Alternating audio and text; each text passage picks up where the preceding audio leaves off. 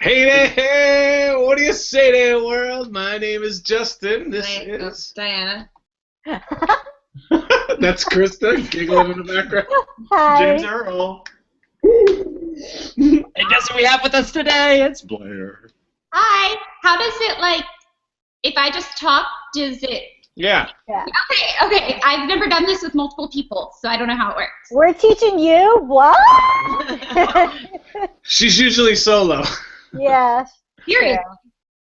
Yeah, so this is set to whoever talks, the voice, it recognizes whoever's talking and automatically switches to them. So when somebody's talking and you giggle, it'll probably switch to you when you giggle, just so you know that's going to happen. So I try Let's to be honest, hold that's back. fine, because Blair's the face anyways. Blair's the money. Yeah. You just laugh and go So- see.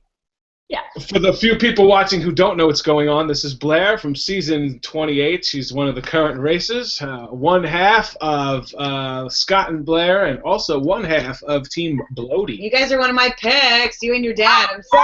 happy. Excited when I saw that. I was like, oh my gosh, someone has faith in us. Pull through. I just thought you guys had such a cute relationship, and I'm a sucker for relationship stories, so. Oh, That's my baby. I love Daddy. I know. Oh, Daddy. Daddy's awesome. I do love how like half the cast is just referring to him as Dad or Daddy now. It's Like no one amazing. really calls him Scott. They're just like, hey, Daddy. I know. It actually, as you go on in the race, on the next leg and stuff, you'll hear some of the other racers are like, wait, I just called you Daddy, and it's pretty funny. So No, that one part with Zach. With Zach, he was like, I "Come know. on, Blair," and Dad. I know. That was like one of the best lines. What? I was like, he was like, I wasn't sure if I was supposed to call him Daddy, so I just, Love it, Dad. yeah. All right, Blair, sorry, the first question is already coming up. People want to know if the bloaty thing is still a thing. Well, first off, before we know if it's still a thing, was it ever a thing? Is this something that they were playing up for the cameras? I think that I don't know why it's not switching, but It's on you. oh, it is. You won't know if it's on you. It's on you. Don't worry. Oh, you don't know? Oh, that's creepy. Okay. That's really weird. Okay. The bloaty situation, I mean, it definitely wasn't fake for the cameras. It was something that was real, I guess I would say. Yeah, what was the question? I'm sorry. Is the bloaty thing, oh, go ahead. Yeah, was the bloaty thing played up for the cameras, or was there genuinely interest? Because on camera, you could see he's interested, and you say, "Well, I'm not interested." Or so was there conversations? Well, at that point, when I said I'm not interested, I think that was actually still before we had really got to know each other. So I think I was still genuinely trying to figure out if I liked him as a person, and if I liked his personality and how he acted around other people versus just me and stuff like that. So I wasn't exactly sure yet. Yeah. I don't think. Is he always that loud? Actually, yeah. I was gonna say no, but now that I think about it, he's a pretty loud human. But I am too. He's allowed.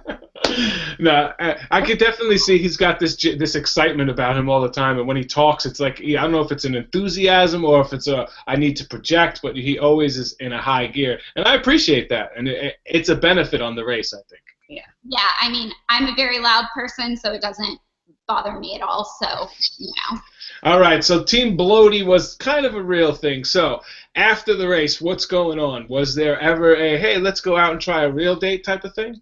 Well, I think that you'll kind of see a little bit more of it throughout the episodes. It's not like a super prominent thing, and but I think you might see a little bit more.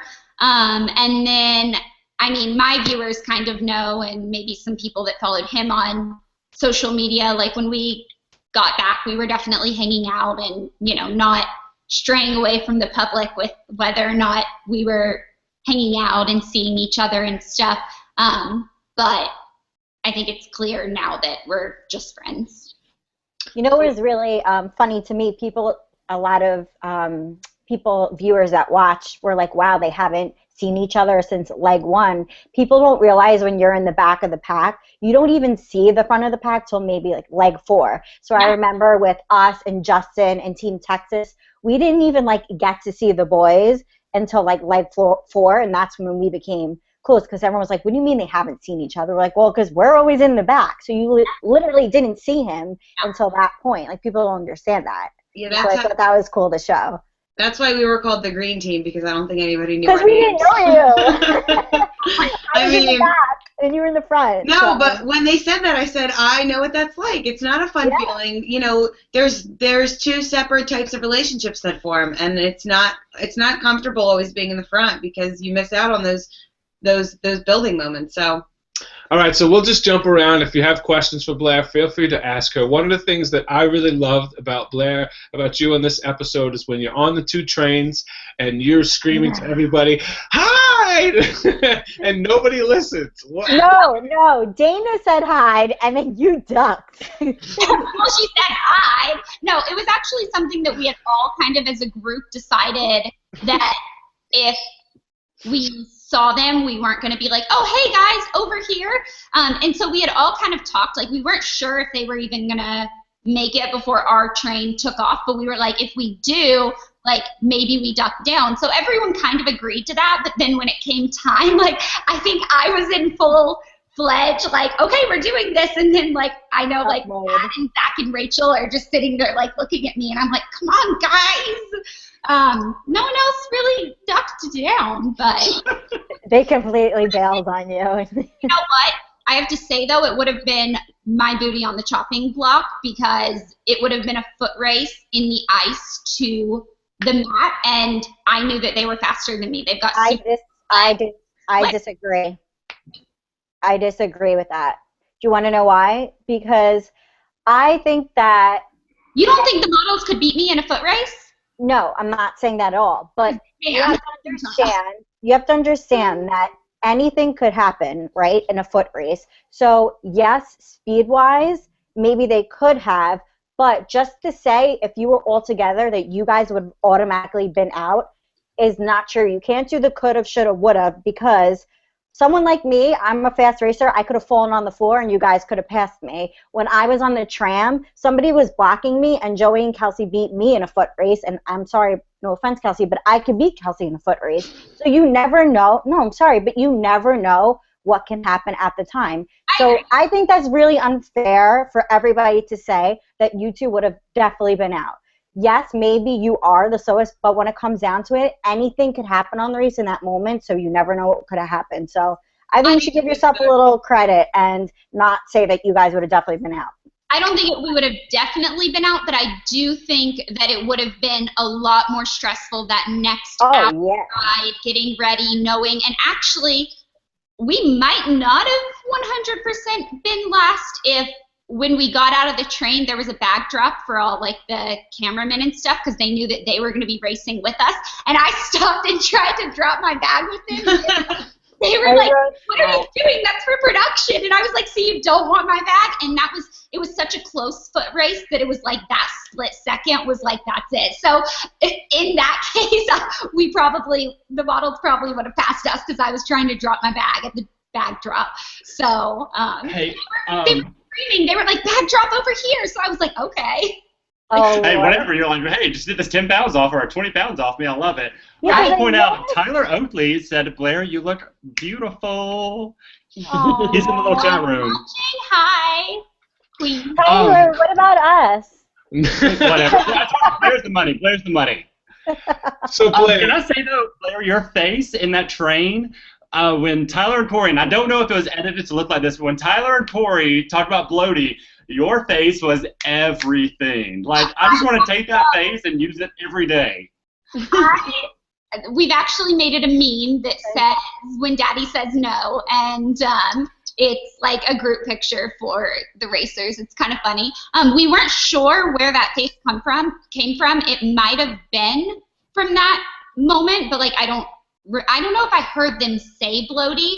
I think at that point we were so exhausted. And the other thing is we had like an 18-hour travel day, and then we had that night in the cave. So we were going on like 3 days with very broken sleep, and I don't know what I was thinking, but I think I was just like, yeah, whatever. So I don't know. And also, there's one thing I've been meaning to point out in this podcast. It's like the perfect time because you're here. Because so many people are giving your cast so much crap for saying you're not competitive. They're just in it for fun, not to win it. And I want to point out one thing that happened in the bonus scenes with you specifically that I think completely proves all those people wrong. And it's back in. I know, but I love it. I've watched this moment like 10 times. It's like a 6-second clip that I've watched over and over. Don't judge me. But it's in Ledge 2 when you're doing the roadblock and you're like running to the area where you have to like swim and get the clue. And you step on a thorn bush and you're like, I stepped on a thorn bush. But you don't miss a beat. Like you keep running without stopping. Did you know that? I did not know that. Toenail was ripped off in that thorn bush. I did an entire thing on my channel about it, and then I got out of the water, and when we were in the cab going over, I was telling my dad, I was like, there's another like extra scene where I'm asking him if he'll like look at it, and he's like, yeah, when we're done with the race, and I'm like, I just feel like there's like a thorn up like in my toe or something. It hurts so badly. Turns out I'd ripped my toenail off. Oh my God. You know, I did watch that, and I thought of your mom, James Earl, because Denise lost like 4 toenails on the race. Yeah, she did. She did. She lost legit like her toes, her extremities. I don't know what was going on. But for anyone like giving y'all a mess and saying y'all aren't competitive, like that just proves to me that y'all are in it to win it. Because let's be honest, if you were just being like this for fun, you would have stopped. You'd be like, I'm done. My toenail's gone. So the fact that you're still running. What are you doing, Justin? I know. We got these in the mail, and He just wants. I love our Travelocity people. Just Okay, nice plug. Listen, it'd be nice to get sponsored for something once in a while. You know, Travelocity could say, hey, you know.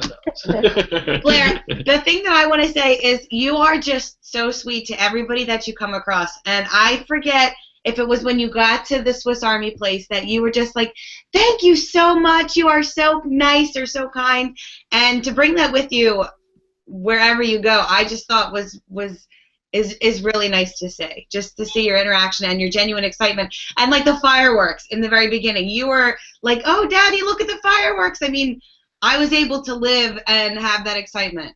And yeah, another part was too I saw in your extra clips. You were like, I want to live here, Daddy. You're like, I love everything about this. And he's like, we'll come back. It was so cute. That is actually one of the places that we really want to go back when we're able to, because I want my little sister and my mom and my older sister to experience like a little bit. That's like one of the places that I want them to go to, and like we'll walk them to the Ghetto and then over to the chocolate shop, and I think it's going to be really fun. That's what I say about Africa. I'm like, if we were to go back somewhere, we always talk about that. Like we are going to go back. I'm comfortable. Hey Blair, one more thing. My mom would kill me if I forgot to mention this. She wanted me to tell you like you are her favorite racer this season. You make her like cry. Yeah, you make her like cry every week, and she's like, she just has so much respect for her father who's trying so hard, and it makes me so happy. And I just had to share that with you because like every week she calls me saying this. That makes me feel so good. Thank you. And you know, you're always worried about like how it's gonna be portrayed on the race and stuff, and you know. You're not kidding. Justin and I thought we were gonna like be loved by all. Like, oh my gosh, you know, everybody's gonna love this, and we come home and see what. We're the enemy. Guys, get over it. Like, yeah. Come on. You know, I feel like they could have edited anyone anyway.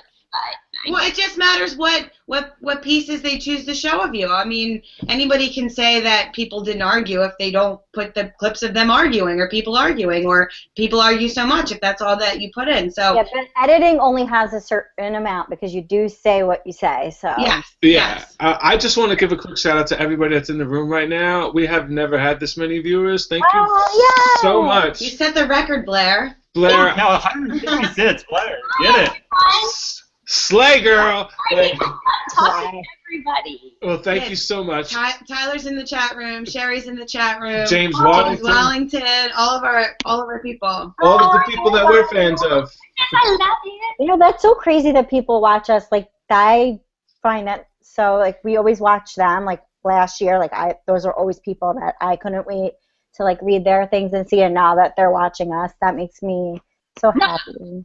I genuinely like have watched all of your guys. I listen to all of like the podcast. I read all of what everyone says when like they come out, just because you want to see, especially I'm always interested to see what in the episode kind of gets like picked out and really talked about, and whether or not it was actually significant in that leg of the race or not. I think that that's really interesting.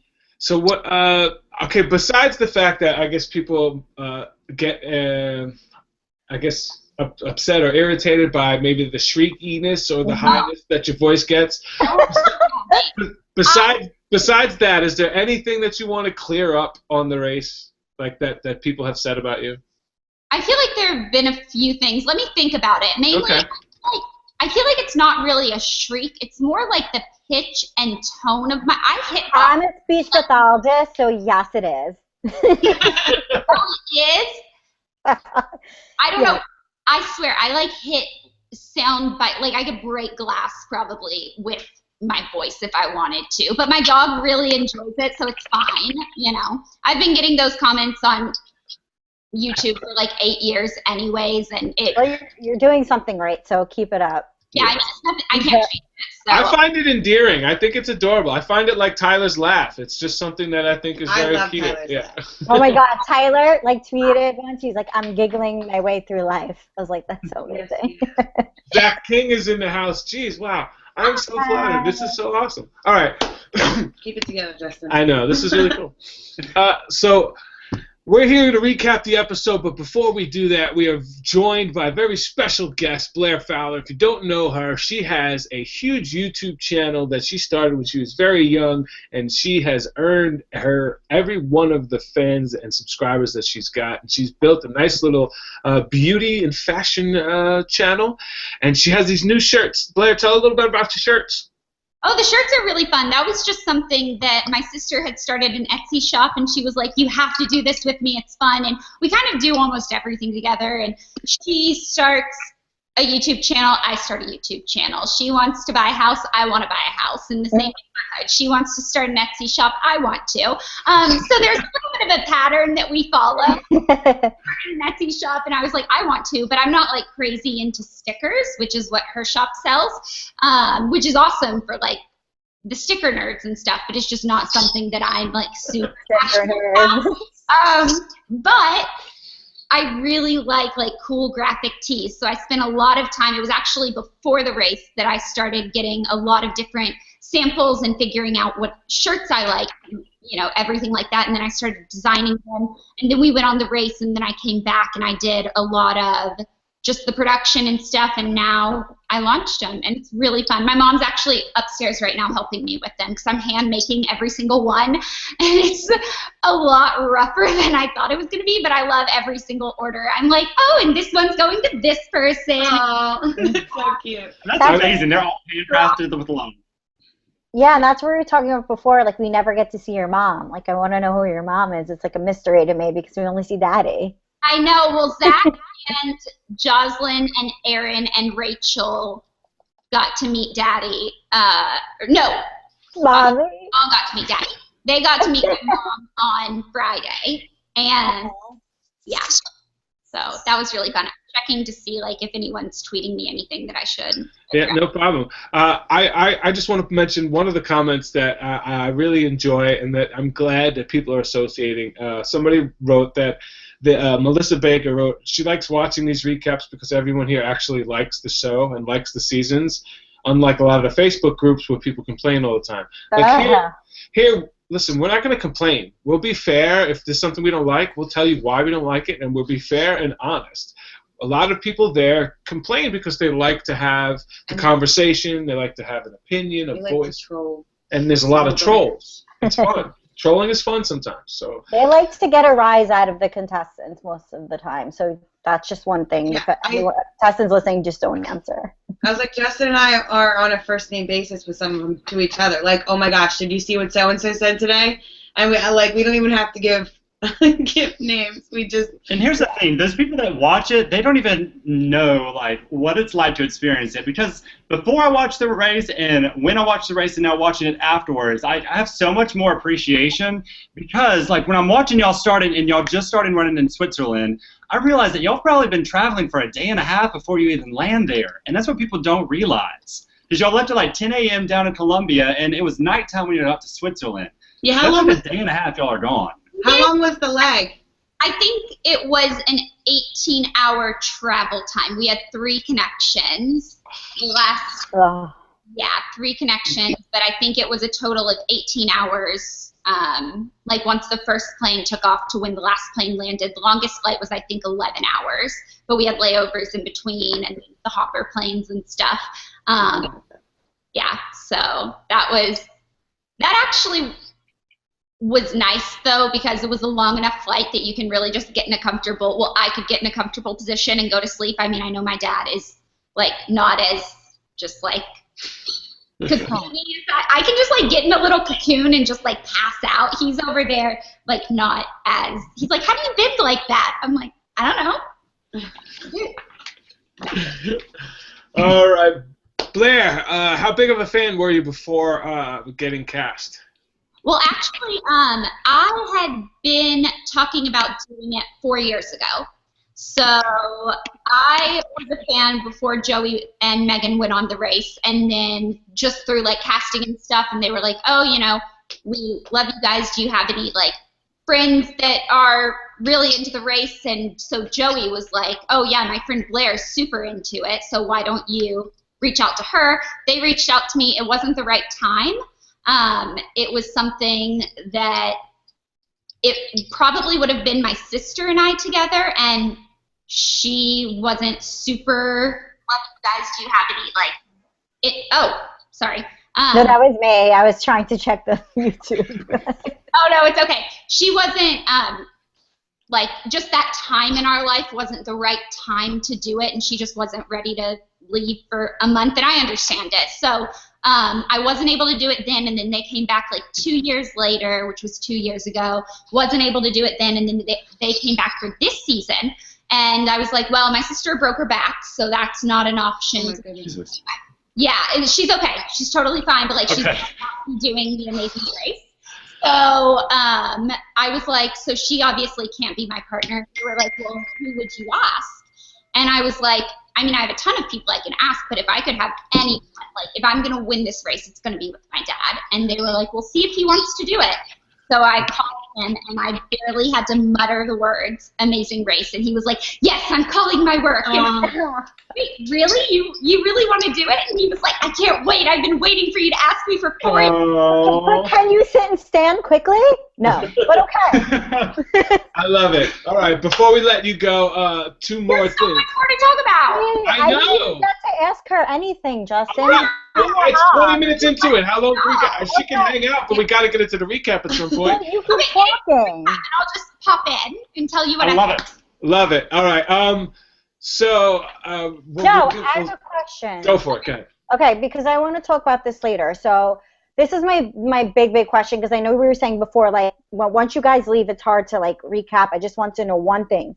During the roadblock, was it edited out that you guys were, because it seemed like you were ignoring Jess. Can you just tell me quickly what really happened? Yes. Before? So Jocelyn and I got there, and we were obviously, Jess was the only one getting there after us. Everyone else was still there, and they had been there for a while.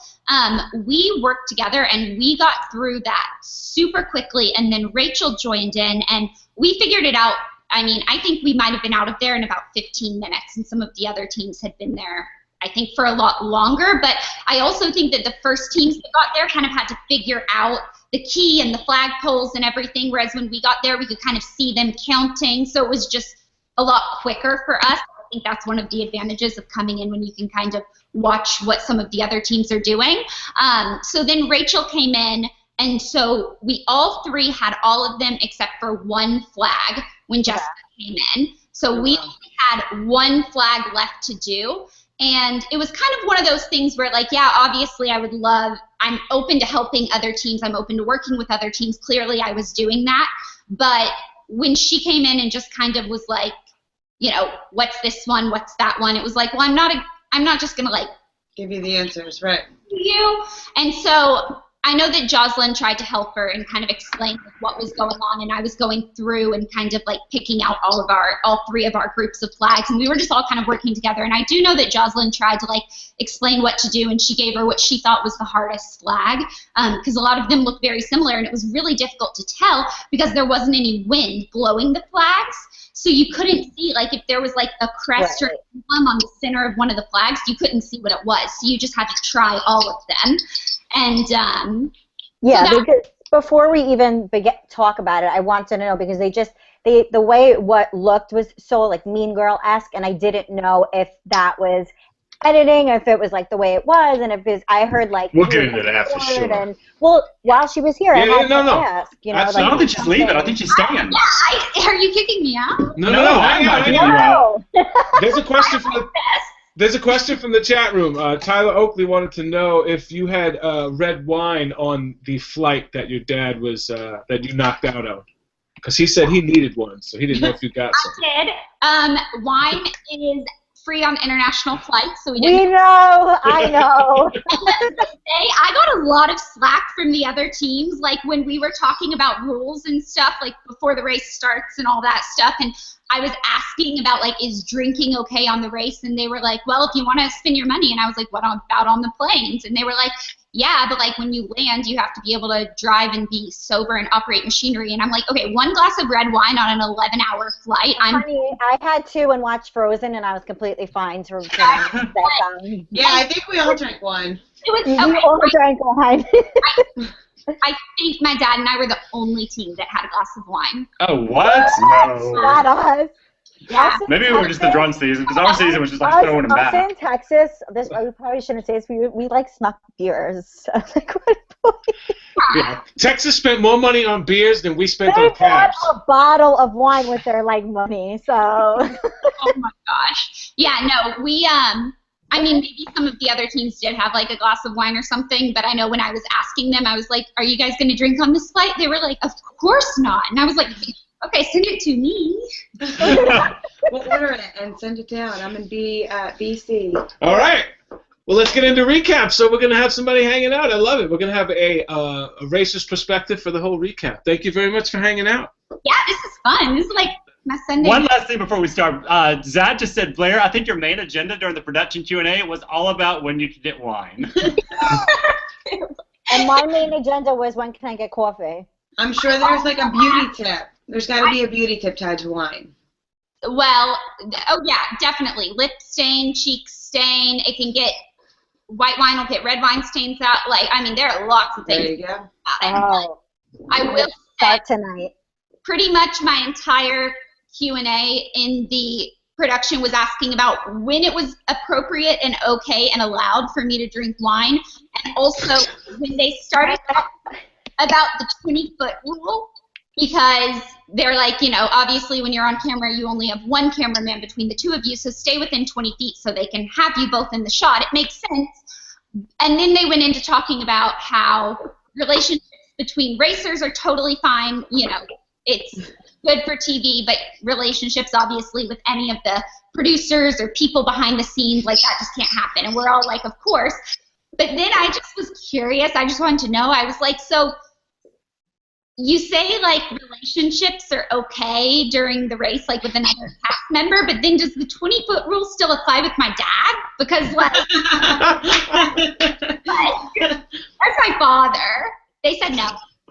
Or is it like... Nice. They said no. They want that camera action. Yeah, they said it depends, and Dad was like, I'm not sure if I want it to or don't want it to. So, yeah. Tyler said he was about to call you out on that 20-foot rule. Glad you brought it up. Don't worry, I got you. And there's three racers in here confirming that all you asked about was drinking at the Q&A. So. No, I was just curious if I was, like, in the middle of a month without a glass of wine. We would have had so much fun on the race together, Blair. Right? I know. We need to have our own race. We need to, like... Oh, my God. By race, you need to sit on the couch and drink wine. Race to the end of this bottle. All right, here we go. Season 28, episode 4 recap kicks off. We are here. I'm loving it. All right. So it kicks off with a lot of Brody and Blair crush talking. Setting up. Love is in the air. Setting up love in the air. Everybody giving their opinions on how much love is about to go down and how these two can't wait to meet each other. We kick off and read the first clue, and it's head to Geneva, Switzerland, and all 9 teams are going to be stuck on the same flight. Is there anything interesting that could have possibly happened on the way to and from this that would have? Well, here's the thing, though, that I didn't like about parts of this lead, I've talked about this a lot, is a lot of decisions during this lead and a lot of how they responded and how they did was inconsequential. So, for example, all the way until getting the chocolate, like no matter how fast you ran to the geyser, no matter how fast you found the chocolate store, I don't think it mattered, because if I was to guess, I would venture to say all the teams left probably 2 to 3 minutes apart from the chocolate store. I knew they drew numbers, but I'm venturing someone's sitting there going, all right, you go, 2 minutes later someone else goes. So all that stuff at the beginning doesn't really matter, and I'm not sure I like that. That's kind of what I was getting at. I didn't see the point. Like, all it really did is just make them run around in the middle of the night. But can I say, though, on the way to the airport, Tyler and Corey loved their little interaction when Corey was like, what do they speak in Switzerland? And all Tyler had to do was sit there and go, girl. I loved it. That moment. He's like, girl, I don't know. Everybody was ready to leave the heat, especially the models, and head to some more colder climate because the humidity was disgusting. Oh, I 100% agree with that. Yeah. Jocelyn was looking forward to the chocolates, and I am a big chocoholic. I was hoping for a nice chocolate challenge. Yeah, you would have loved to, like, okay, eat your way through the chocolate to find your next clue. Yes. Logan and Chris got free chocolate in Argentina, remember? Yeah, Tyler Oakley just said the only reason the chocolate store times mattered was because only 3 teams could do the army knife. Yep. So that made sense. It does. Okay, there you go. So that's why we like to have the current racers' input, so we can get an understanding for what's going on. I like the airport scenes. I love that they're starting to show it more. You get to see the teams finally interacting. This was reminded us of when we finally caught up to all the other teams and everybody was jumbled together. And this is also when people start pushing the Blair and Brody interacting at the airport.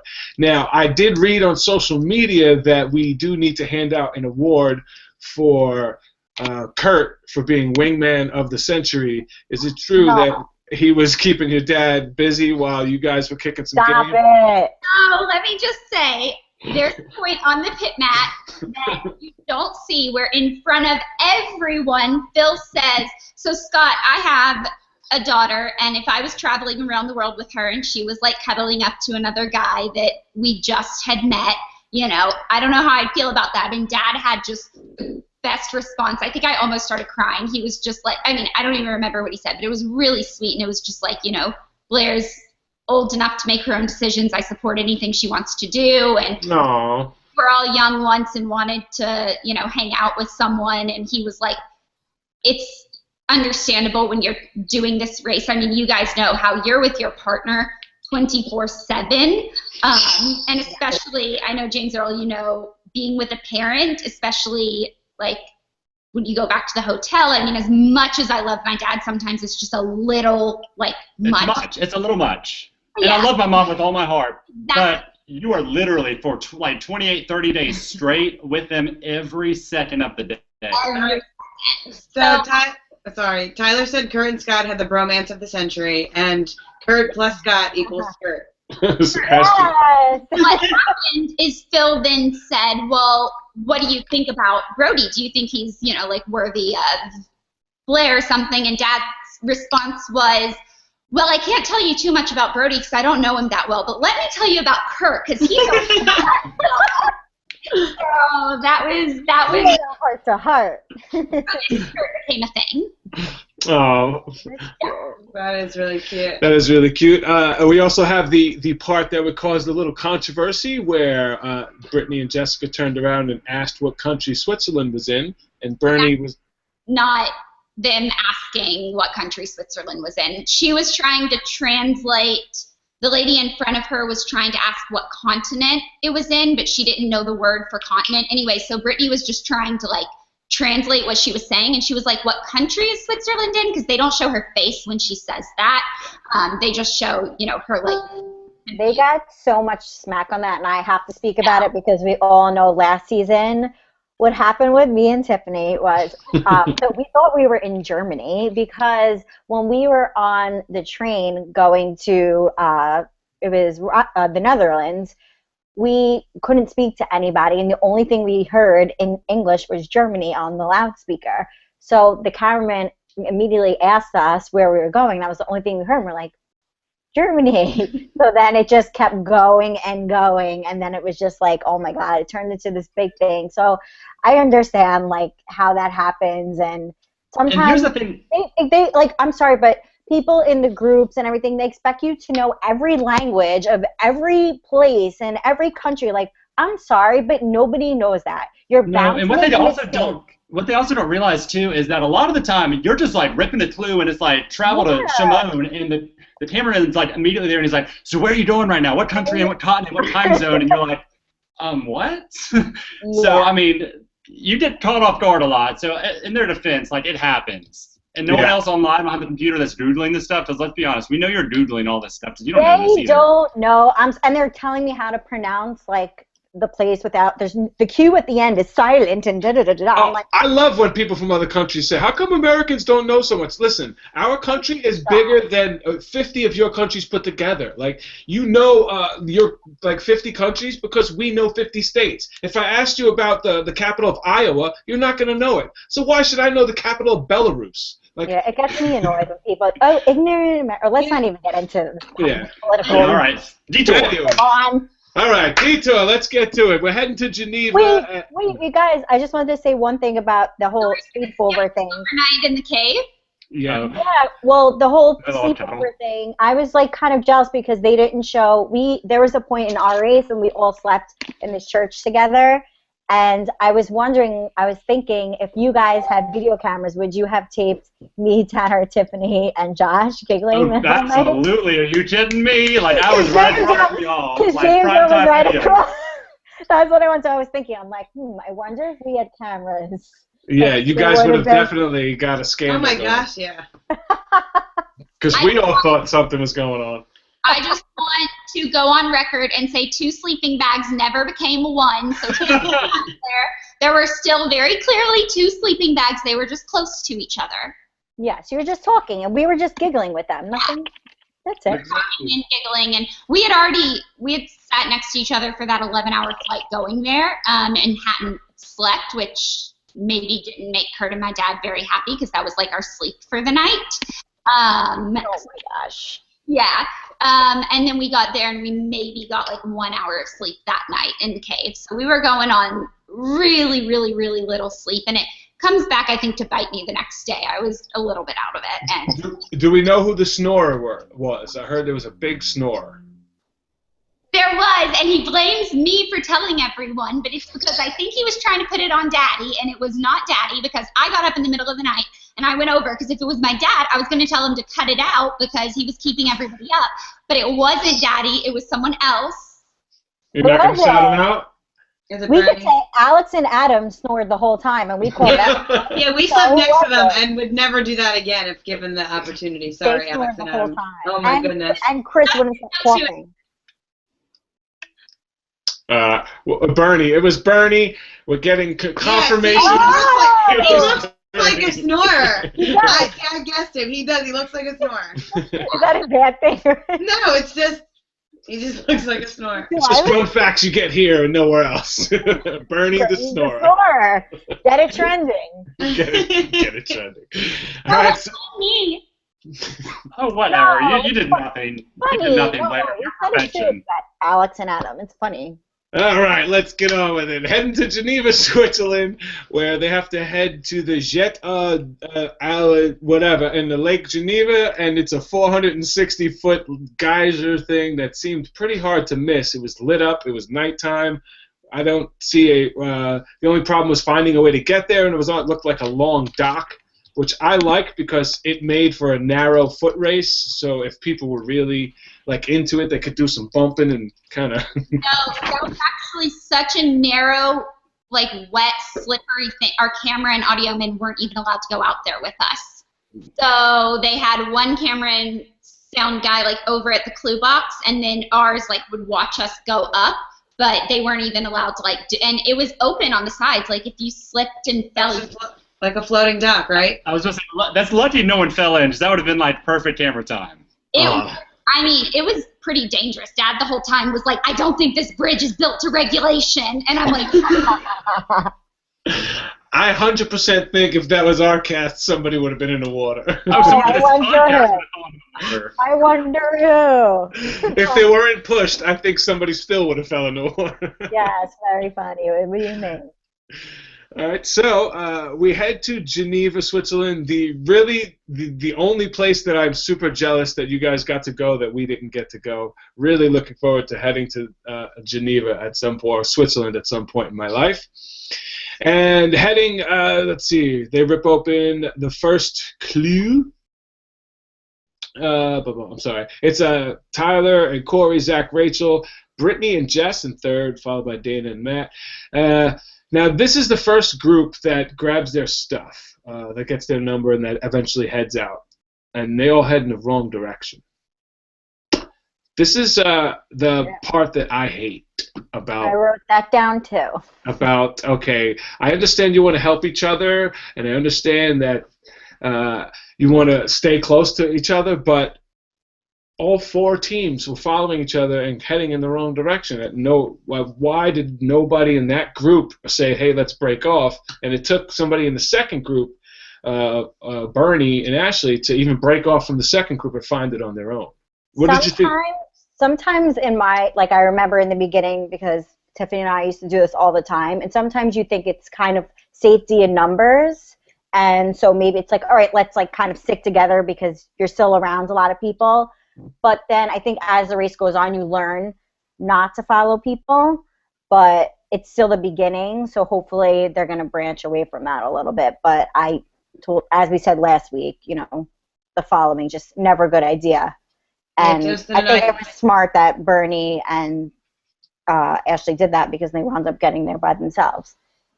Yeah, that was one of our things going in, that we weren't going to follow people, and it's good that Bernie and Ashley kind of caught on to that in the beginning and started to take the race into their own hands. I mean, it would really stink to follow somebody in to get out because of that. So that's good. And I think Bernie is, while we're talking about this, just very smart in the way that he helps people when it's convenient, not in a way where it's going to hurt him. He always helps with little things, like he's like, hey guys, the board's over here. Like, it's not really going to hurt him, so he does a lot of that, which I noticed, which is really strategic and smart moves. It's not, he's giving information, but not like too much, which I think is, he's playing the game well. Right. And so he made sure he got the first board. He said, get over there, you got to go get the board. Yep. And then he told everybody else. So he was first there, and I think followed by Aaron and Jocelyn, Sherry and Cole, which I like to see some new people up at the top, but unfortunately it didn't make too much of a difference afterwards. But there was Aaron and Jocelyn, Sherry, Cole, Zach, Rachel, Tyler, Corey, Matt, Dana, Brittany and Jess, Kurt, Brody, and Scott and Blair. Oh, that little ditto was adorable. Sorry, we're just really good at the caboose job. That's what we kept saying. Hey, as long as you're staying in it. As long as you're in it, it doesn't matter. Like, it doesn't matter if you're like that's the last chicken in. You can make it all the way to the finale that way and win. People have done it. Yeah. So. Hey, you got to find the right time and the right tasks for you to excel at, and that's your leg. But this wasn't it just yet. So they grab a departure time and head down to this. I'm sorry. I don't know why that should have been up there. Well, yeah, the Detour. Workbench or bench work. Workbench head to the Victorinox factory to build a Swiss Army knife, or bench work is head to the longest park bench in the world and figure out how many people could sit on the bench at the same time. I think for us, we would have done the bench. What do you guys would have done? So I always have this discussion with Mom, and this week we disagreed. Like, we kind of fought. I did write in here that only 3 stations were at bench work. But when I talked to Mom, I was like, let's do bench work, and she was like, no, let's do. No, sorry, I said let's do work bench, and she said let's do bench work, just because of the 3 stations. Like, her hearing that there's only 3 of 9, like only 3 teams can do it of 9, really scared her. So like she wanted to do the other one. In my head, though, the other one is a lot riskier just because I think Bernie explained it well. Your margin of error is so small in that one. Like, you have to be perfect, and there's a lot of little mistakes that add up. It's literally cumulative as you get down the bench. Right. He said that it exaggerated, so if you made it just the slightest mistake, it would exaggerate and multiply as you went down. So. I think it's an easy math problem that you do. No, something said that you could not do math.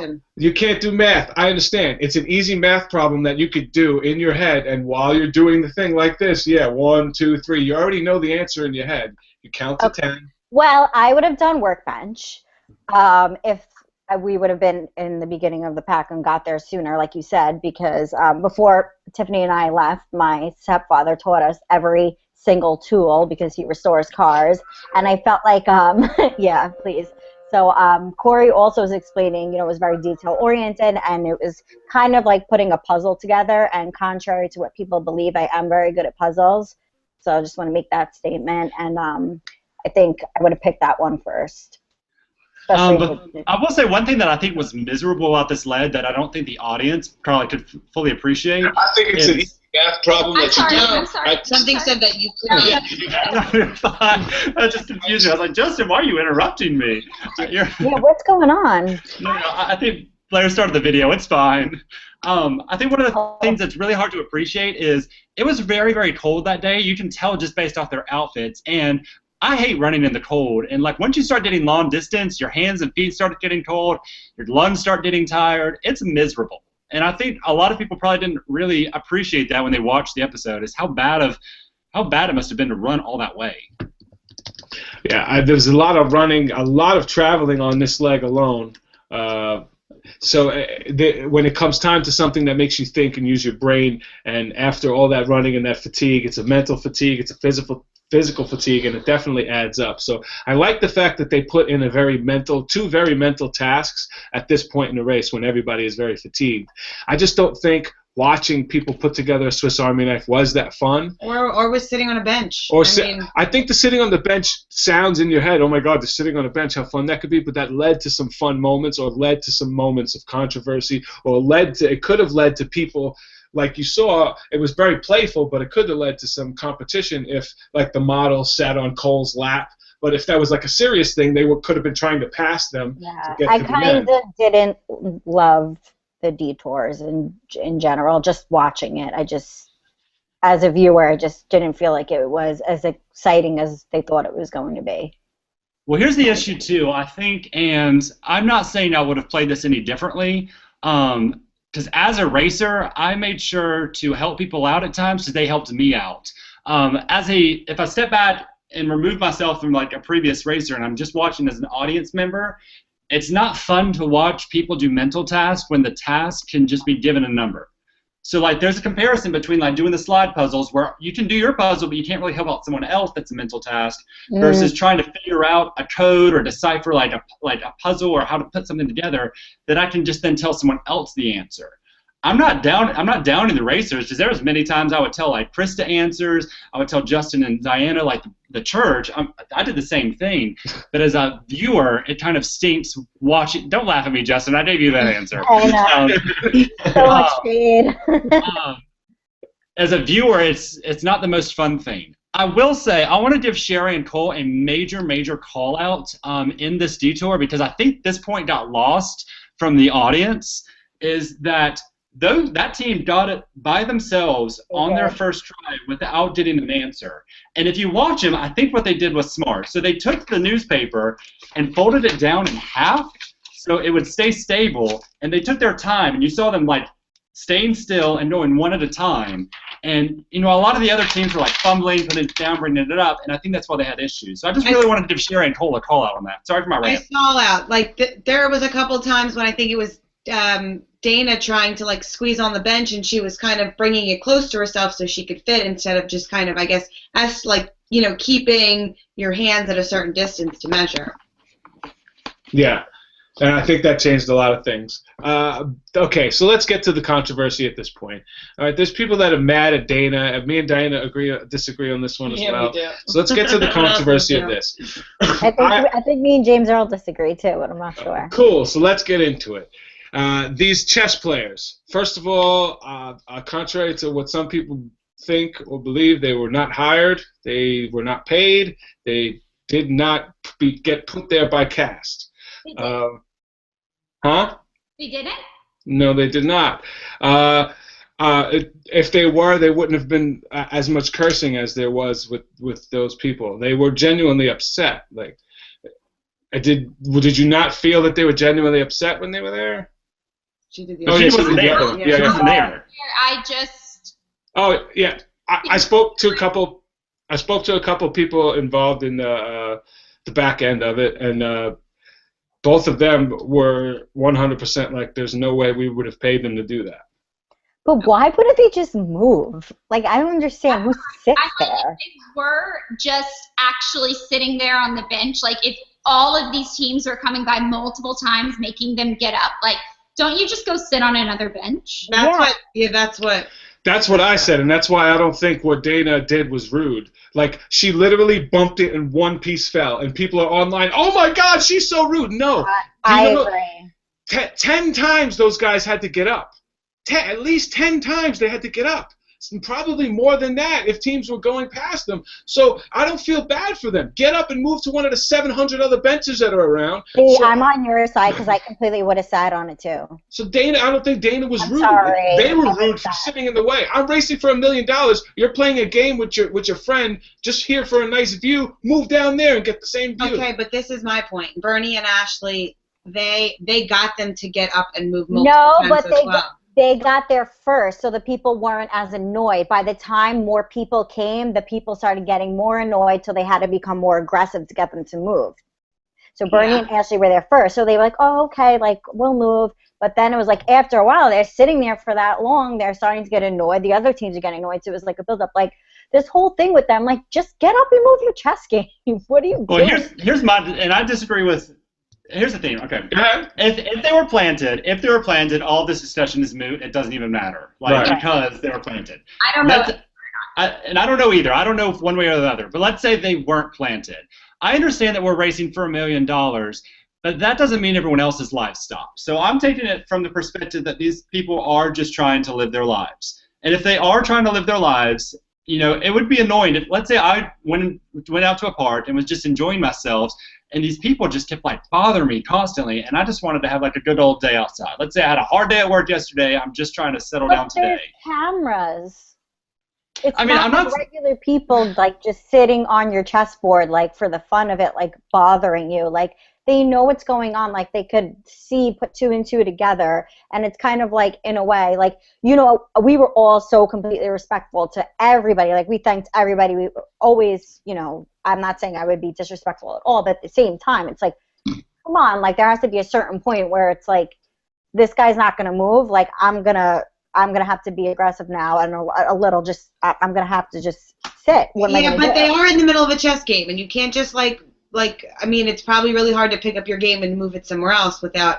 Oh, come on! Look, I had this argument earlier. Listen, Trust me, I don't want to. Me and Justin were literally arguing about this earlier because James Earl, I'm more with you. Like, it's just, it's not what kind of person I am. I would be more of like a Bernie. Like, you know, I'm really sorry to bother you. Do you mind getting up? But they were there first, and the people started to get more annoyed. It was easier for Bernie and Ashley to be. That is true. I understand that point. That's a fair point too. I get that point too, but I'm also with the James Earl that, like, you know, you just put yourself, like, they're also just trying to have their day and live their life, and Justin thinks that they were the rude ones for not moving. And, I mean, I see that point of it too, but I also can see the other point where it's just on a daily basis interaction. It's just not. But this was not a normal. This was not a normal day. Them living in the park for them. There was cameras. There was a million things going on. Tyler Oakley said, regardless, the rule said you had to alternate and sit through the entire bench. If they refused to move, do you think Dana should just give up the challenge and not compete then? No, I'm not saying Dana was wrong. I'm not. I'm just trying to... Here's the thing. Like, Dana's not... I don't think Dana was rude. I think it was just an unfortunate situation if those people were there. You're kind of just stuck in the middle of people actually living their lives and people racing, which those two conflict. Yeah, but Dana could have just stood in front of them and then... No, she didn't. She had to, like... Oh, no. It doesn't matter. She could have done a million things, but you know what she chose to do? Stay focused on the race and say, this guy does not care about me. Why should I care about this guy? He's gotten up 10 times already. If it was me, maybe I would have gotten even worse at it because if that board was in the way, Justin I'm said sorry. He picked it up and Picked up the board, put it over here, and I'll keep moving. You wouldn't have put it. You said you would have flipped it. Maybe I would have flipped it. It depends on the mood I was in. I don't know. If I think I'm losing, get out of my way. Sorry. And also, you don't know. She could have said, I'm sorry, 1,000 times, and they only chose to show that one time that she was right. Yeah. We're never going to. Dana's back for this. This is not a bad. This is not Dana being. Oh, I've never said Dana was just like. Not you. I'm just saying in general. There's a lot of people writing comments. Yeah, there were so many things about the chess board. The way that I put this together is if two kids came to you and said this happened, like, and you didn't see it, like two little kids that are 10 years old, or 6 years old. I was playing chess and she came over and bumped the chessboard and one piece fell. What would you say? You'd say, oh, you wouldn't be like, oh my God, she's such a bitch. No, you wouldn't. You'd be like, oh my God, he dropped a piece. Pick it up and keep playing. So they're adults. Pick it up and keep playing. This is what I have to do. All right, one more thing I wanted to make sure we pointed out because a lot of people online didn't get this. That they were like, I would have just laid it on the bench and counted it out. Like, if you look and pay attention to what the racers are doing, they can't do that. Like, I think the rules say you have to sit down and alternate, hand it up. You can't do the math. Like, they're not going to make something that simple. Stop saying it. They repeat the same comments over and over again. You can't do that. Right, yeah. But I like how they think that, you know, these rules are as simple as they explain on TV because they're not. Like, you did a whole other page of instructions that you'd never hear on TV. So if something seems a little easier than it should be, it's probably because they just didn't tell you all the rules. All right, so it looks like during this task that Kurt and Bloaty actually did it and got it right on their first try. It may have just been a weird edit, but it looked like they got it right on their first try. I thought they did it twice. No, they didn't. The only person that did it once was Sherry and Cole. Yeah, they had it like 2-something, I think, the first time. Okay, my bad. I took a misnote. Well, they got 190, and then they went and told Matt and Dana. Now, they're at the top. And this is a task that could really cause some separation because if you get it wrong, it's like you got at least 10 minutes before you get another guess. So I think it was really dumb for some team at the top at this point in the leg to help somebody with the task, especially one of the teams that's been at the top with them. See, I kind of disagree because I think that when you're that far ahead, sometimes you want to have a certain alliance. Maybe they're still trying to build certain things, so you're going to give one person like, hey, a little heads up just to help out, and then have someone there. So there was more. They also had to do another part. They still had to do a roadblock. So I don't know. I think it was kind of okay. But then the sharing afterwards, it got a little confusing later on. But I think that was... Matt doing his little numbers by hand was like fleet. Like, I've never seen someone signal numbers with their hands so perfectly. He was doing choreography. He really was. I have to give a shout out to Bernie Burns. He has joined us in the live cast too. And I also want to point out one more thing Tyler said is the problem is assertiveness is not appreciated in Women by Middle America, especially a woman who has thus far been shown to be a villain via edit. I completely agree. Like, I think Dana's getting a lot more crap than she should be getting. Just because if you really took what she's saying on someone else, like someone else as a guy, they wouldn't get as much crap. It was just like a guy team going. That being said, I do think arguing with your teammate is never that really productive. I think the best teams, the teams that go far, and I don't know, maybe they'll show me different, are the teams that work best together.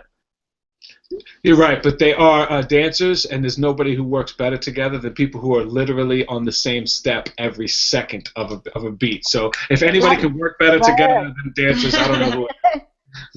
So dancers do work well together. I love the fact that Bernie never seems to get upset. I love that he maintains his cool the whole time. Very calm, cool, collected. He's missing a little of the assertiveness that I think it'll take to win the race. But right now, I think they're real calm, cool, collected. Kurt and Bloaty, they get into tasks and they do them well. And they're very athletic. They're very focused. Yeah. and they are very competitive, and you could see it on this one as well. Aaron and Jocelyn had a really tough time on this task. Matt and Dana got out easy because they got told by Kurt and Bloaty. Sherry and Cole, these they got lost. But then they rocked it out. They got there and they rocked it out, but if they didn't get lost, they could have finished so much ahead of everybody else. Yeah. Jess and Britt got lost as well, started following Sherry and Cole around. See, here's the thing that I don't know if I would have done. Would you have went and just been like, hey, okay, we can't find this switch, or would you have made the time to be like, no, I want to do this? Well, yes, go ahead. The models had actually already, there's a shot of them passing Victorinox.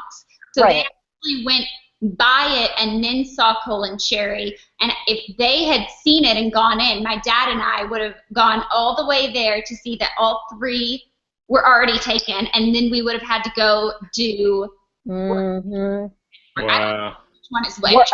Bench work. You would have.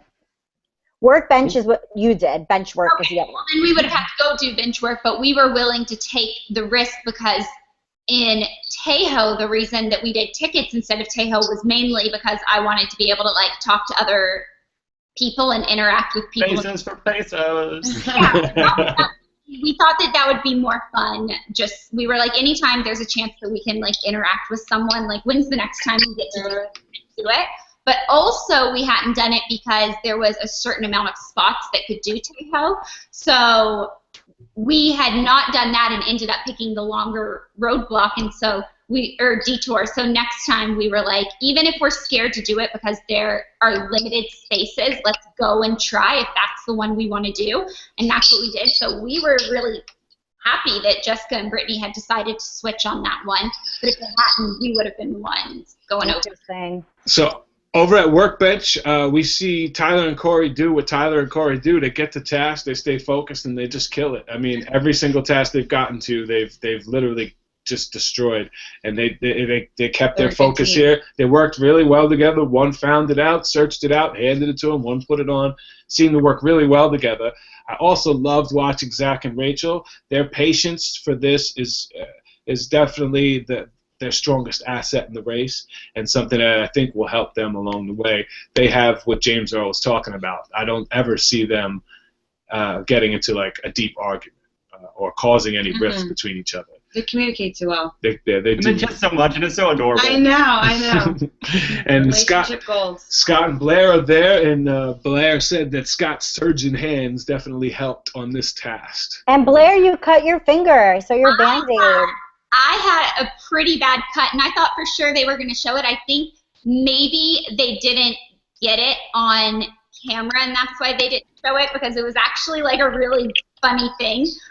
Dad had just assembled the knife, and I had taken it because they said all of the pieces have to like click properly, that's the sound of like a working Victorinox thing. So I was trying to click them all, and my dad was like, Blair, honey, why don't you hand that to me? You're going to cut yourself. And I'm like, I got it, Daddy, and I flip it down onto my finger, and I don't want to admit to him that I did. I just hand it to him, and I like put my hand down, and there's just a pool of blood happening on the floor, and I'm just like, I'm good, and I'm like getting white in the face, and I'm like, I'm fine, Dad, I'm fine. And then they like interrupted, and they were like, okay, can we like look at that for a second? And I didn't need stitches or anything, but we got a pretty hefty bandage on it, and I probably still have a scar, so yeah.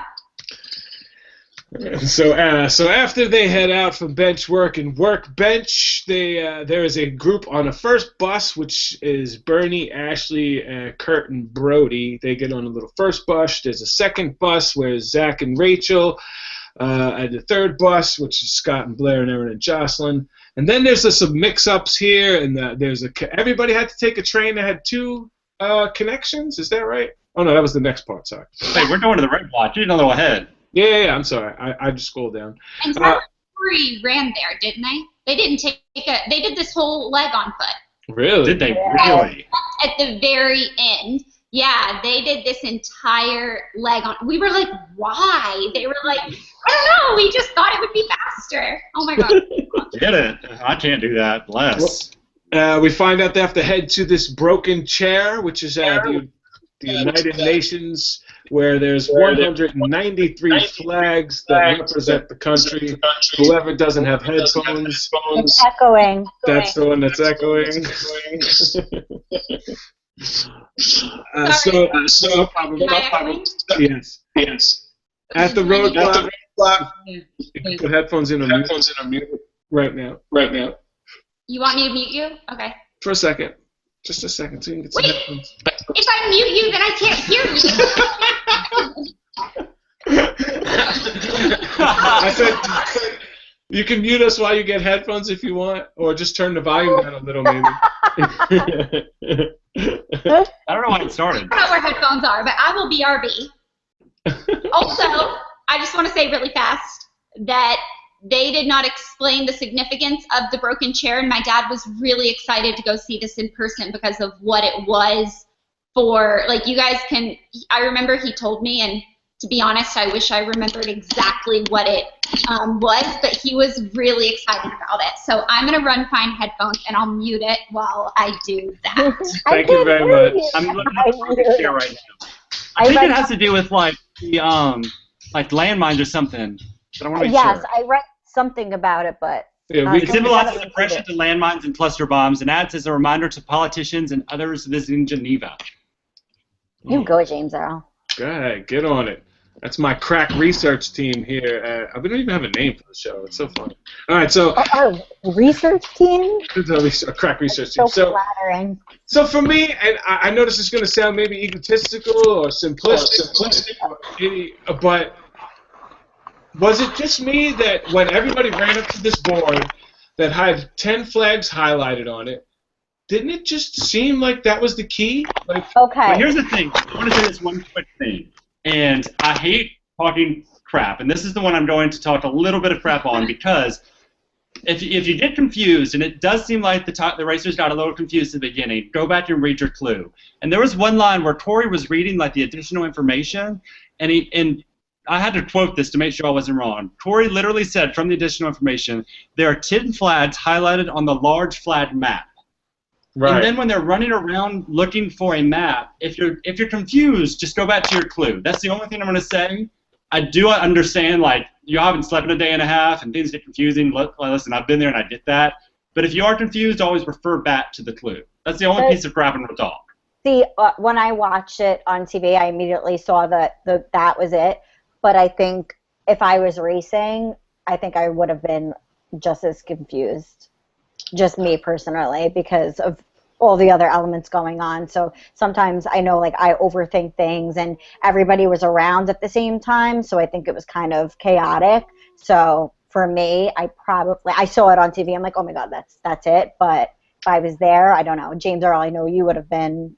Yeah. Like I think I would have noticed. I think me and Dan would. I think on the map, like, there were, like, gray spots that looked like a sidewalk. I mean, I just, like you said, Krista, I mean, because I saw it on TV, it felt obvious, but you never know when you're racing. It's I don't think that they expected figuring out that the map key was going to be, like, that difficult. No. I probably thought that running, like, back and forth to get them would have been the tough part. What the flags were in the order and the line that they are on the map, but you didn't know which way to look at. Like, it didn't show which one, so you had to know one of the flags. My mom's from Turkey. I knew Turkey immediately, and so I counted that one, and then I found where that was, and I was able to find. But there was also the U.S. flag was in there somewhere, so you could have counted from that one, you know. But I think that that's what might have thrown some people off, or what they thought might have thrown some people off. But I was totally disappointed in Bernie in this one. I called him out on Twitter. I thought the gamer in him would have just looked at it and said, "Oh my God, that's a map. That's exactly like every map on every game. We just it's an overlay and just go and do it." But we spoke about it on Twitter, and he knew 8 of them off the bat, which was very impressive. So if you know that many, go for it and guess the last 2 before you do anything. So I won't give him crap for that. I do think this was a. Go ahead. No? I really do think this was a cool roadblock. I think this is, again, a situation where if instead of having like the top 10, like you maybe get there and you have your own set of like countries you need to find. Just because as a viewer in the audience, it's not fun when there's so many teams working together. What would have been fun is, like I said, if everyone has their 10, you just have to look at this map and figure out, oh, they correlate to this. You figure out your own 10 and go. And this is where we were saying, like, the leg design was a little, like it started to get. Well, yeah, because it forced teams to bunch up, so Exactly. teams that. But I don't know if it was the leg design or if it was everybody helping everybody. If all this helping didn't happen, it would have been so much more separation. Well, They would have been together at the end anyway. It So depends too only on by an how hour. close- No, there was an how hour. close the trains were to each other. Like if trains were 10 minutes apart, then that would cause separation. If the trains Know were that everyone was on the last train together, right. except the models. But I think the conductor thought the whole group was on the train, to be honest, because he waited on. Oh, we'll definitely get to that. And I read their Twitter, and I know she's probably watching. Yeah. I told her I would read all her Twitters and be fair. And to be honest, the models impressed us, especially up last week. We both I apologized last week. We both apologized and said, "Hey, we underestimated them," Yeah. and then this week happened. So we'll definitely get to that part. Oh, No, it's actually here at this that it starts to happen. So Tyler, so Corey is doing this one, and it seems like Corey is the first one to figure it out, at least according to the edit. Oh my God, his running back and forth. Was anyone else laughing? He was running like a madman. I wish I could stand up and do it. The only thing that I didn't like about the way he was running was it was blatantly obvious what he was doing because he was like tapping every pole and counting out loud. So He's so cute doing it though. If you didn't know what was going on and you just looked at him, you could be like, oh, he's counting the poles, he's figuring it out. So, but I mean, it was the hustle and he figured it out first. Yeah, but he didn't tell anyone because somebody asked him. He's like, honey, we're just guessing. He's like, that was to Jessica, right? Yeah, no, it was to Jessica. He's like, we're just guessing. He's like, we're just guessing. And I was like, yes. He told Matt, which Matt and Dana got help at the Detour and now help at the Roadblock as well. So this was not a leg that they had to do too much on their own for Matt and Dana. Corey seemed to mess up. He should have got it right away, but he messed up the Luxembourg and Netherlands. And I was like, that's the one I would have known because the Netherlands is the one that Yeah, but we know them now. Like I said, I wouldn't have known Netherlands. I know. Obviously, I would never have known that because I didn't know The it. difference, it's a slight difference. It's literally just the shade of the blue that's the difference between the two. We all messed up on that one too, our group. That's why I thought we were in France. So. France is this way too. Also, didn't hear about Bernie the gamer not using the advantage of playing FIFA. It was actually Cole from Sherry and Cole that played FIFA, and that's the way that I learned most of my flags, by playing soccer on the internet against other people. Because when they show the teams, instead of showing like a team logo, they show you country logo. So it's a great way for kids to learn flags to play FIFA. And it seemed to help out Cole on this leg pretty much. Zach and Rachel. Tell them to stay in school. I know. So Zach and Rachel, at this one, it looked like nobody was helping Rachel. It seemed like there was a clique that was like Rachel Corey. or Jessica? No, Rachel Rachel at first. It seemed like there was a clique. The boys paired up. Yeah, like the boys, one group, and then another group, and Rachel was like on her own, and she figured It was out. like a 6th grade dance. So it was like boys on one side and girls on the other. And I really appreciate that because I might be the edit here, but I didn't see Rachel complaining, saying, how come you guys ain't helping me, when she clearly had two teams teaming up in front of her. She wasn't complaining. She was like, you know what, I'll figure it out myself, and she did.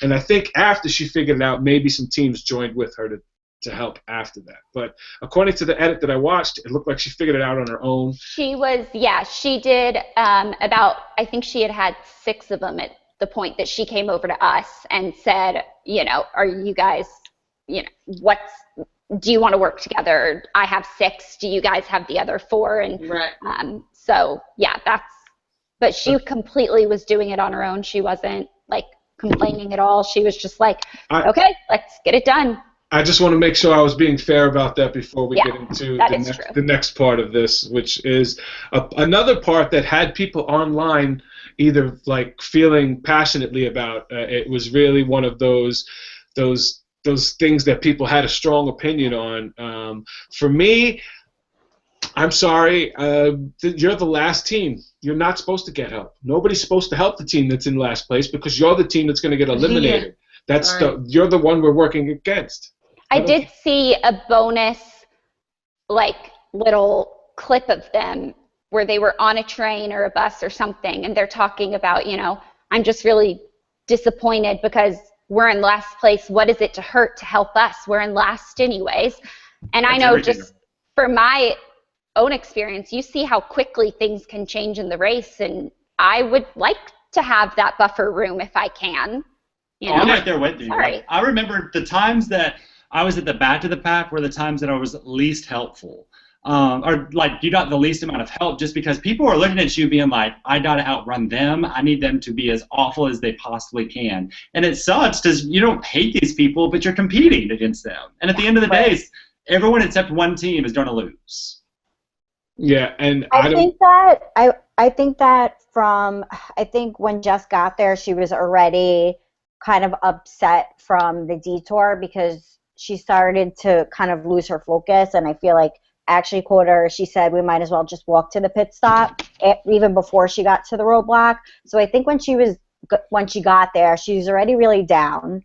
She was not, you know, maybe as focused as she could be. And I think that if that was me and you all were there, I would have kind of been really, really aggressive. I told you, James Earl, I would have followed you around. I would have followed you girls around and put myself, I wouldn't have walked away and tried. I would have just got in there and, like, tried to maybe do more instead of, you know, kind of, like, waiting. Like, I would have just been more assertive and, like, not saying I don't know if she was or if she wasn't, but I feel like it would have made me fight harder. I mean, that's what you would do. I mean, that's what you do in times when you're fighting to stay in it. To me, it seems like she gave up at that point in the race. Like, that's when she lost, like, that little... I think she was already upset because of everything that was going on, and then once that happened, it kind of added to it, and it's hard to get out of that state of mind. The one thing that I will say for, like, anybody that's going to race in the future or anyone that wants to race, you can never get to that state of mind, like, no matter what. Yeah. And I have to always think back to, like, when Mom and I were in the Netherlands, and we were literally, like, just clawing to stay alive. Like, every moment we just did a little ahead, then fall back, did a little ahead, fall back. And you never know what's going to happen. Like, it just takes one other team missing a train, a tram, getting something wrong, getting a penalty.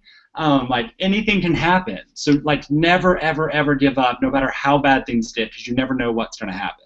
Exactly. And she didn't. She finished it. She did finish it. I just feel like maybe people were upset about it because she wasn't being super positive, and, you know, in that time, even if you think it's going to be over, you have to still have, like, a drive. And you can't expect to be helped when you're in last place and you know that the next thing there's going to be the pit stop. This was the end of it. This is it. If I'm helping you and you pass me and you get to the pit stop before me, I'm the idiot that helped the person who passed me. Like, there's nobody that should help the team in last place. And there's only one person that I know that did it last year. So, okay, so this is the thing, because I was in kind of a similar situation with two other girls, and we were talking about this. So I was at the Roadblock, and we all kind of were together, and they kind of did their thing and left me, and I felt hurt. And at the same time, I remember saying, like, listen, like, I can't kind of blame them for leaving me.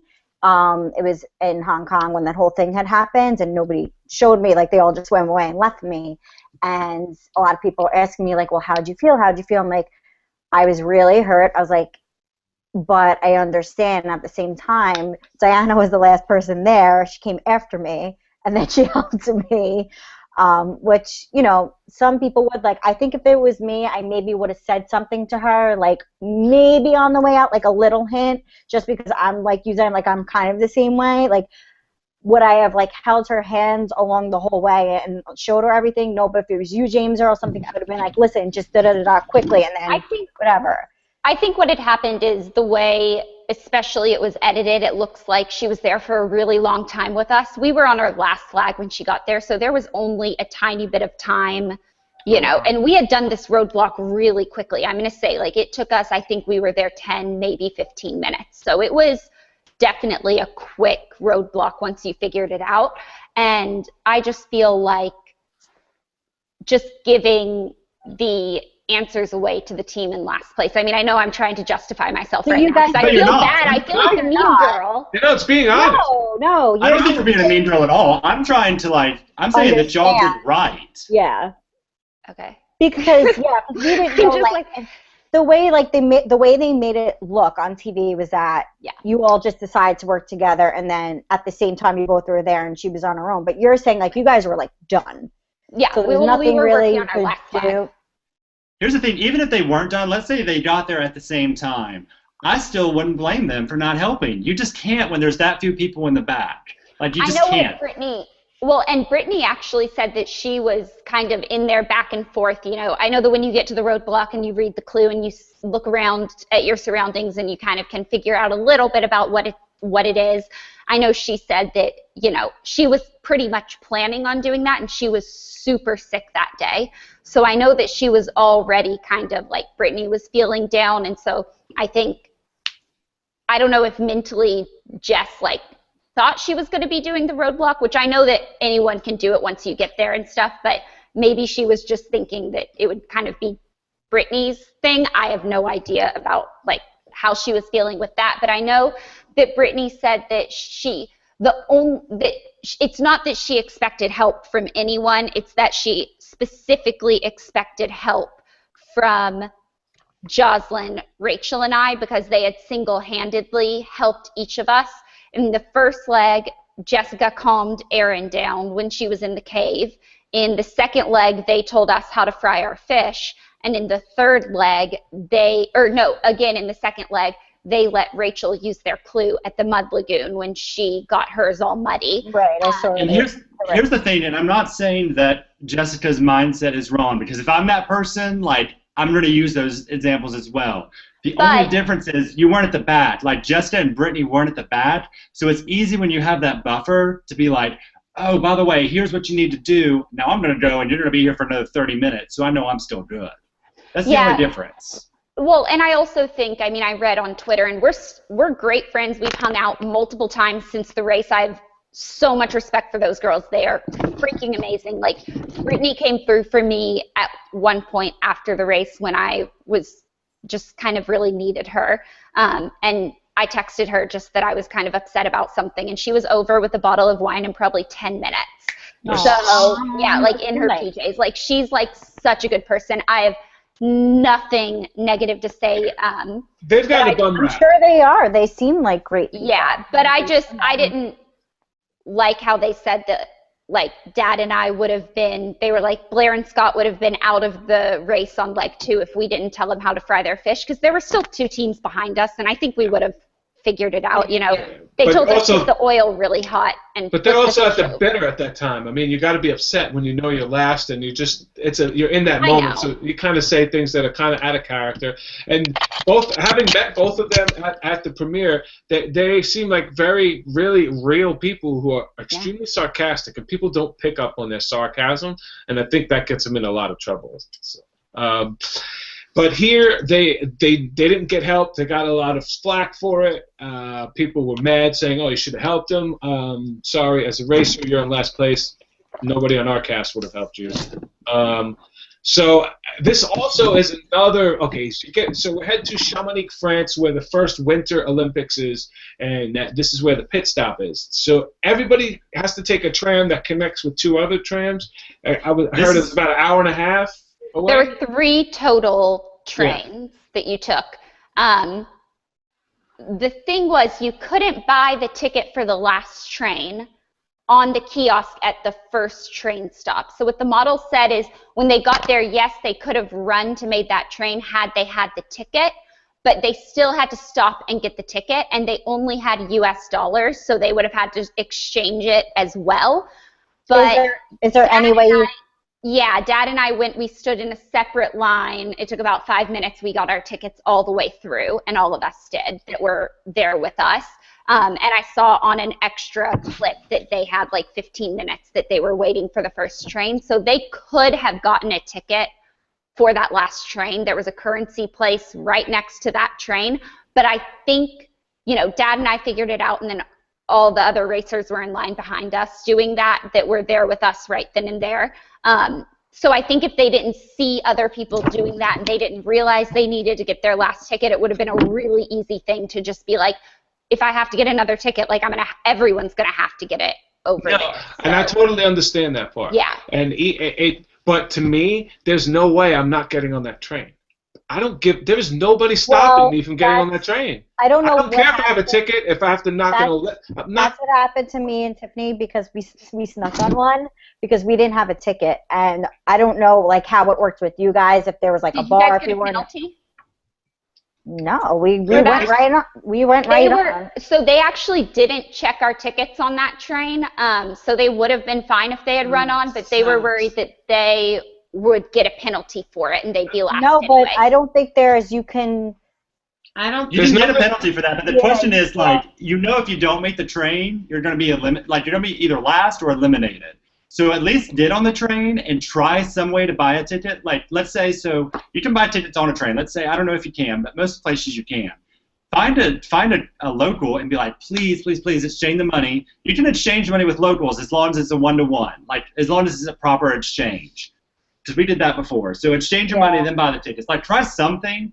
I'm going to say, though, as a race design, I didn't like where they put the pit stop and the fact that all the teams had to take the trains. Because Sherry pointed out a second ago in the board that everything that happened in the sled means nothing now. Nothing. It means absolutely nothing, and I don't like that.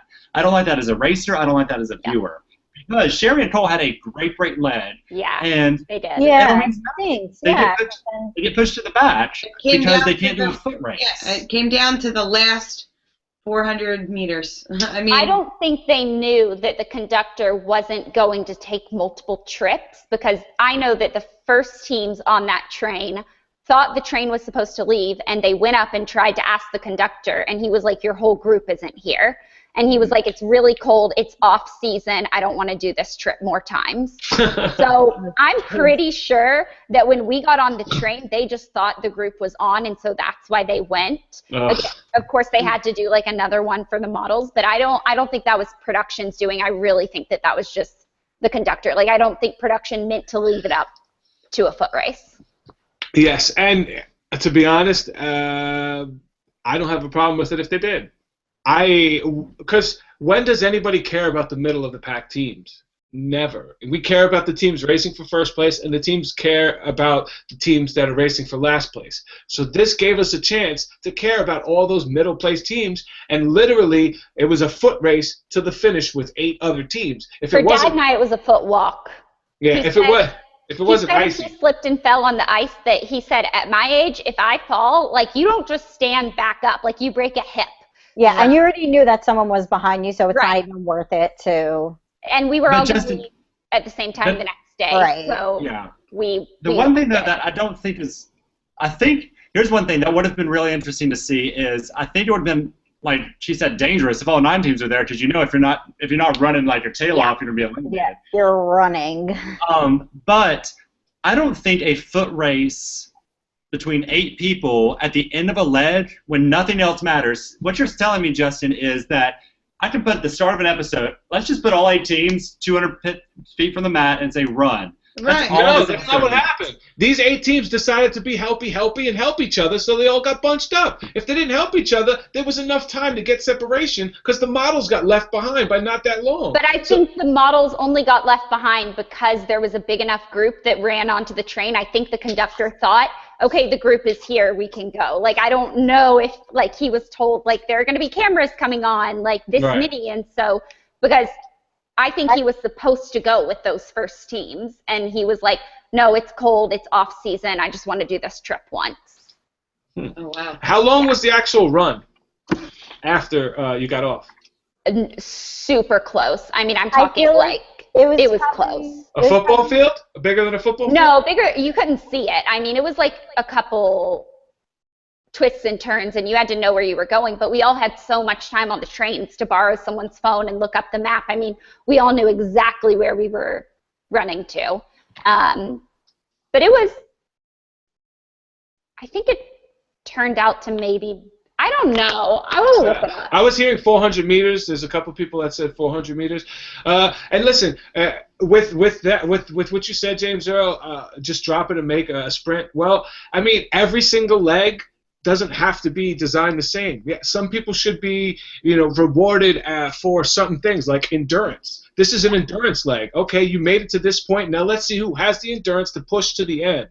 And if it's that much, then cool, it's that much. See, I just disagree with you on basis though, because I'm not down talking to my mom, because my mom's a beast, but she's 52, and you can't tell me that you would expect a 52-year-old woman to be able to outrun two guys in their 20s. Like, it's just not. I don't think that is a fair, like, on any type of level. Is that fair? Oh, my God, is a puppy. I'm sorry. Sorry. He's just so cute right now. I had to show you guys. It's so adorable. You have to talk, so show us your puppy and Oh, talk. okay, sorry. I wasn't talking. Oh. Hi, little one. I used to have a little Yorkie. I know. Can we talk about something a little more on the upbeat side? Yes. Sorry. On the way to the pit stop, when Tyler and Corey are sitting there, and Corey's like, should we put on our wigs? I really hope there are wigs at some point in this time, because if there are, I am going to love it. Yeah. There might be. There might be. I was about to say, we got Tyler. We can find out if they pack some wigs. No, don't ruin the surprise. I don't want to hear it. Okay, gee. Spoilers. I wanted to know if they packed a onesie. Can I ask that, or should we wait? I'm wearing a onesie right now, and I'm really comfortable. All right, let's finish this off and then get our overall premise. So Jess and Brittany didn't make the connection, and in my eyes, their lack of hustle, and they gave up a little too soon, and it cost them the race.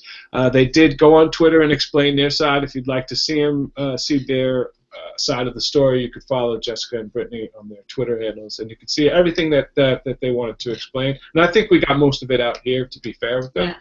So first place in the big foot race, Kurt and Bloaty. No surprise, these guys are like 6'5", huge, Team Texas, they're orange, athletic.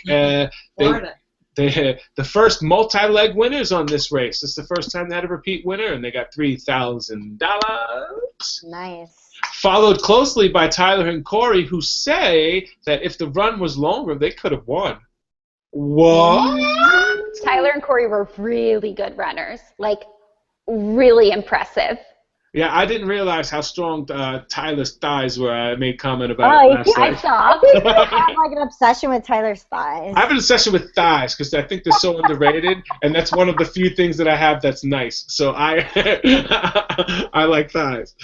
So Matt and Dana finished in third, followed by Bernie, Ashley, Zach, and Rachel, Aaron, Jocelyn, Cole, and Sherry, who were doing so well but couldn't hang in the foot race, and then Scott and Blair, followed by Brittany. You didn't want to break a hip. Jessica. So, all right, let's get to the overall thoughts of the leg. I guess you kind of said your piece, James Earl, if there's anything you want to add. I'm not done. Let me talk. Oh, go ahead. Get it. I think this leg had more potential than it was shown. I just don't like the challenges that the racers were given. I think the challenges that are mental need to be individualized per the team, because it becomes too easy for teams to help. So like I said, I think these should be maybe some give and take. So like maybe Krista and I have like 3 countries that are the same, but we have 7 that are different. So we can team up a little bit, but not fully. That's the type of challenges I think you need for mental. I also hate the ending, like I said, and I just want to emphasize that I do not like that it became down to 8 teams clustered together. I just don't like it.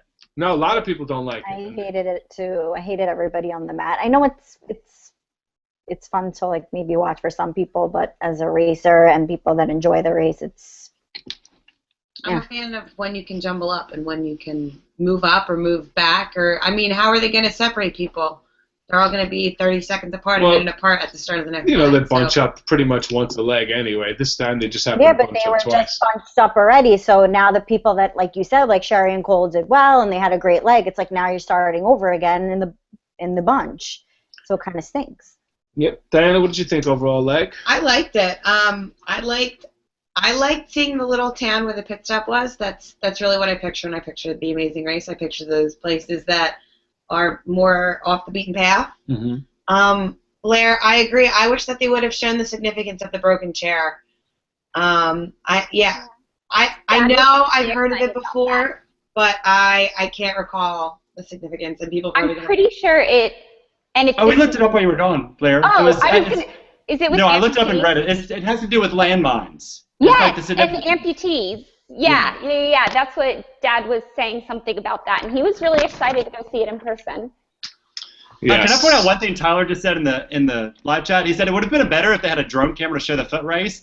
Yeah, they don't drive drone cameras well. I'm just letting you know. They almost crashed into me with one when I was doing the bungee jump thing in Africa. I literally exploded in a tree. Yeah, they crashed 2 of them during our season, so I think we might have ruined the drone footage. And then remember the drone in Hong Kong? We had to keep doing the voices over and over. It was so loud. I was like trying to give them motivational speech, and I was like. Krista just gave this like girl power speech. She gave this great girl power speech. Do it all again. I'm like, no, I really. That came from the heart. They told her to do it again, and then that's how it ended up with you can always marry Rich. Just at that point, she just gave up. The drone ruined it. I don't know who I'm gonna put in check. All right, well, you have a second to think. Well, I'll give my overall thought of the episode.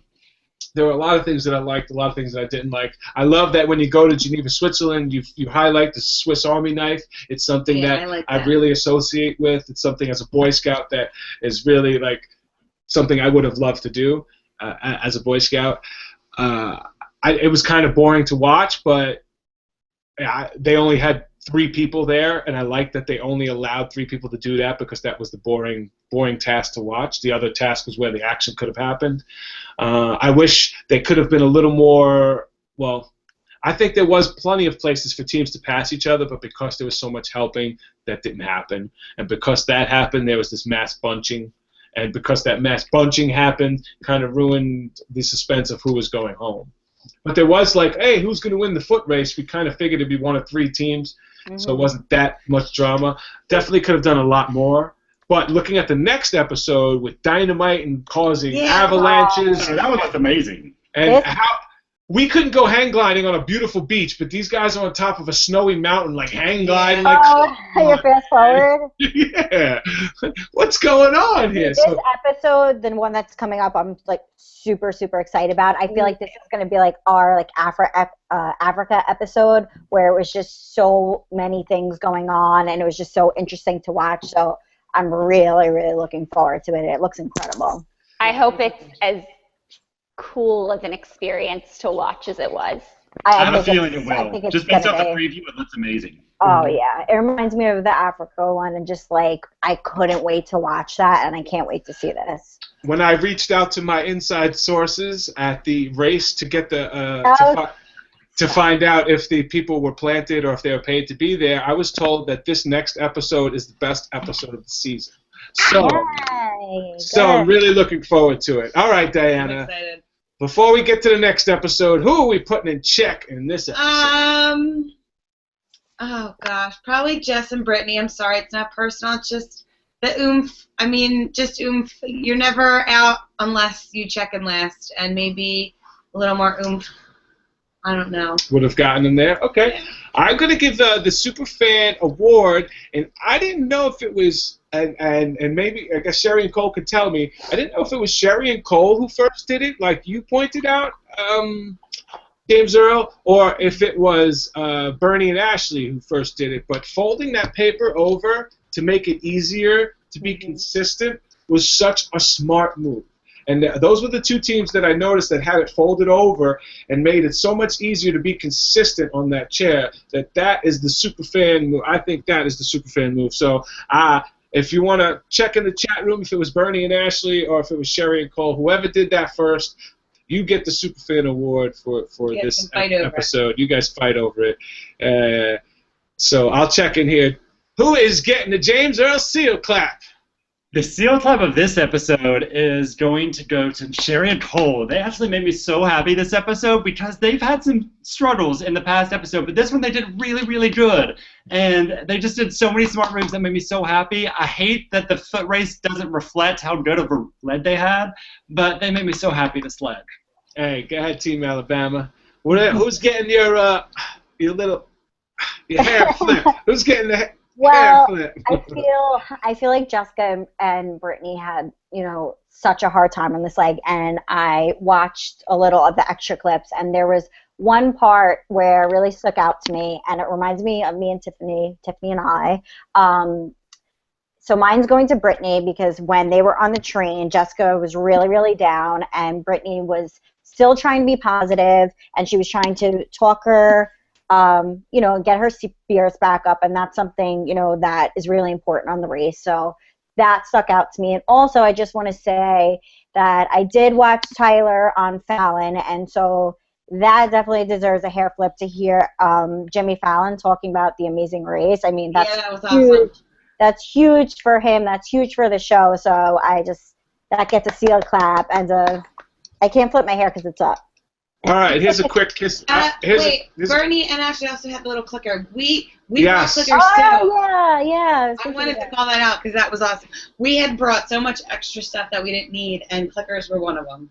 And I just want to thank the over 200 people who have been watching us live today. It really appreciate it. And I know it's because of people like you, Blair, for helping support us and join us, and Tyler, So fun though. and Zach, and Bernie, Zach, and Ashley. Sherry. Tyler, like, they're all been here. Thank you guys so much for supporting us. We are not trying to kiss anybody's ass. We are genuinely trying to be fair but honest about how we feel about the race.